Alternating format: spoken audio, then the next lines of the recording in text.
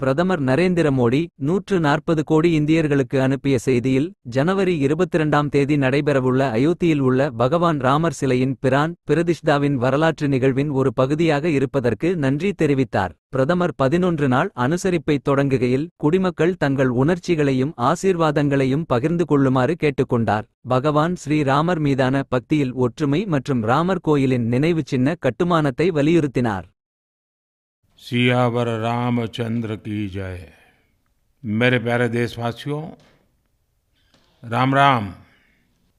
जीवन के कुछ क्षण ईश्वरीय आशीर्वाद की वजह से ही यथार्थ में बदलते हैं। आज हम सभी भारतीयों के लिए, दुनिया भर में फैले राम भक्तों के लिए ऐसा ही पवित्र अवसर है।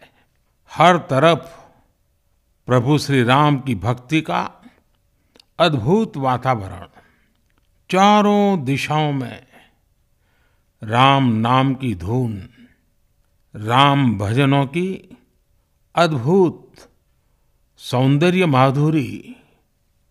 हर किसी को इंतजार है 22 जनवरी का, उस ऐतिहासिक पवित्र पल का। और अब अयोध्या में रामलला की प्राण प्रतिष्ठा में केवल 11 दिन ही बचे हैं।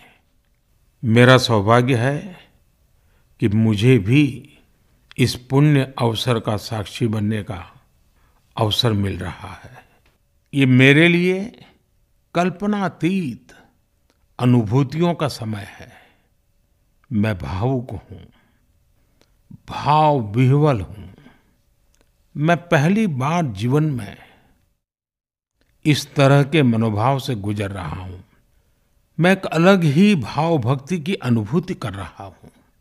मेरे अंतर मन की ये भाव यात्रा मेरे लिए अभिव्यक्ति का नहीं, अनुभूति का अवसर है। चाहते हुए भी मैं इसकी गहनता, व्यापकता और तीव्रता को शब्दों में बांध नहीं पा रहा हूं। आप भी भली भांति मेरी स्थिति समझ सकते हैं।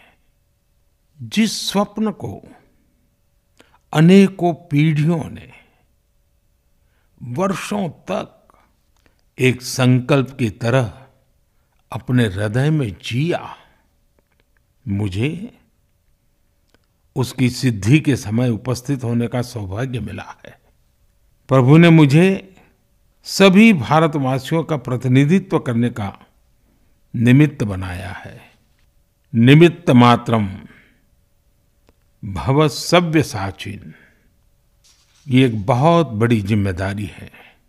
जैसा हमारे शास्त्रों में भी कहा गया है, हमें ईश्वर के यज्ञ के लिए, आराधना के लिए स्वयं में भी दैवीय चेतना जागृत करनी होती है। इसके लिए शास्त्रों में व्रत और कठोर नियम बताए गए हैं, जिन्हें प्राण प्रतिष्ठा से पहले पालन करना होता है। इसलिए आध्यात्मिक यात्रा की कुछ तपस्वी आत्माओं और महापुरुषों से मुझे जो मार्गदर्शन मिला, उन्होंने जो यम नियम सुझाए हैं, उसके अनुसार मैं आज से 11 दिन का विशेष अनुष्ठान आरंभ कर रहा हूं। इस पवित्र अवसर पर मैं परमात्मा के श्री चरणों में प्रार्थना करता हूं, ऋषियों, मुनियों, तपस्वियों का पुण्य स्मरण करता हूं और जनता जनार्दन जो ईश्वर का रूप है, उनसे प्रार्थना करता हूं कि आप मुझे आशीर्वाद दें, ताकि मन से, वचन से, कर्म से मेरी तरफ से कोई कमी ना रहे। साथियों, मेरा ये सौभाग्य है कि 11 दिन के अपने अनुष्ठान का आरंभ मैं नासिक धाम पंचवटी से कर रहा हूं। पंचवटी वो पावन धरा है जहां प्रभु श्री राम ने काफी समय बिताया था। और आज मेरे लिए एक सुखद संयोग ये भी है कि आज स्वामी विवेकानंद जी की जन्म जयंती है।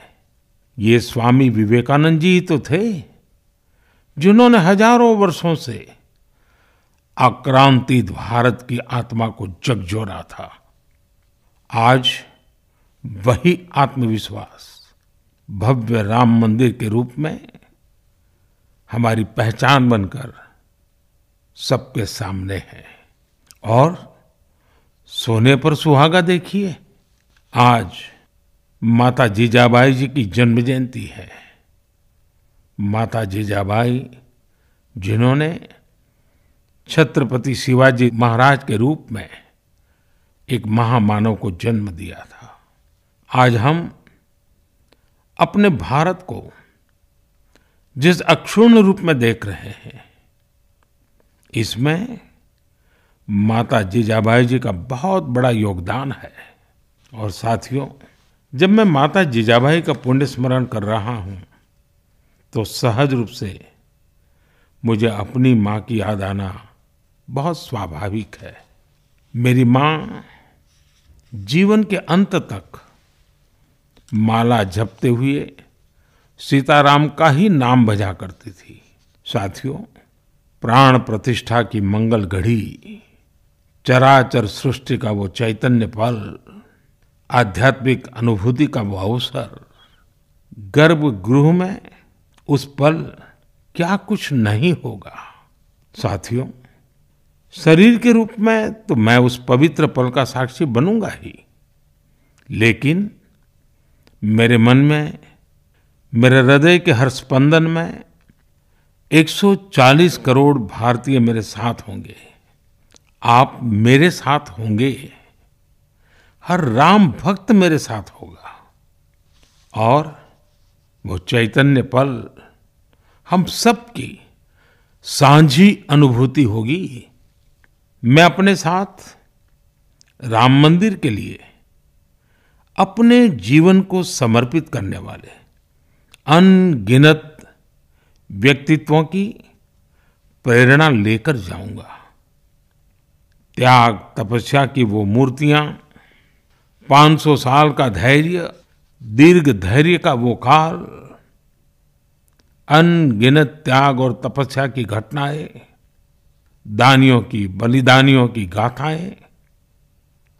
कितने ही लोग हैं जिनके नाम तक कोई नहीं जानता, लेकिन जिनके जीवन का एकमात्र ध्येय रहा है भव्य राम मंदिर का निर्माण।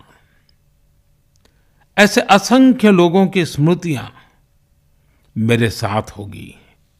जब 140 करोड़ देशवासी उस पल में मन से मेरे साथ जुड़ जाएंगे और जब मैं आपकी ऊर्जा को साथ लेकर गर्भगृह में प्रवेश करूंगा तो मुझे भी एहसास होगा कि मैं अकेला नहीं, आप सब भी मेरे साथ हैं। साथियों, ये 11 दिन व्यक्तिगत रूप से मेरे यम नियम तो है ही, लेकिन मेरे भाव विश्व में आप सब समाहित है। मेरी प्रार्थना है कि आप भी मन से मेरे साथ जुड़े रहें। रामलला के चरणों में मैं आपके भावों को भी उसी भाव से अर्पित करूंगा जो भाव मेरे भीतर उमड़ रहे हैं। साथियों, हम सब इस सत्य को जानते हैं कि ईश्वर निराकार है, लेकिन ईश्वर साकार रूप में भी हमारी आध्यात्मिक यात्रा को बल देते हैं। जनता जनार्दन में ईश्वर का रूप होता है, ये मैंने साक्षात देखा है, महसूस किया है। लेकिन जब ईश्वर रूपी वही जनता शब्दों में अपनी भावनाएं प्रकट करती हैं, आशीर्वाद देती हैं, तो मुझ में भी नई ऊर्जा का संचार होता है। आज मुझे आपके आशीर्वाद की आवश्यकता है। इसलिए मेरी प्रार्थना है कि शब्दों में, लिखित में अपनी भावनाएं जरूर प्रकट करें, मुझे आशीर्वाद जरूर दें। आपके आशीर्वाद का एक एक शब्द मेरे लिए शब्द नहीं, मंत्र है। मंत्र की शक्ति के तौर पर वो अवश्य काम करेगा। आप अपने शब्दों को, अपने भावों को नमो ऐप के माध्यम से सीधे मुझ तक पहुंचा सकते हैं। आइए हम सब प्रभु श्री राम की भक्ति में डूब जाएं।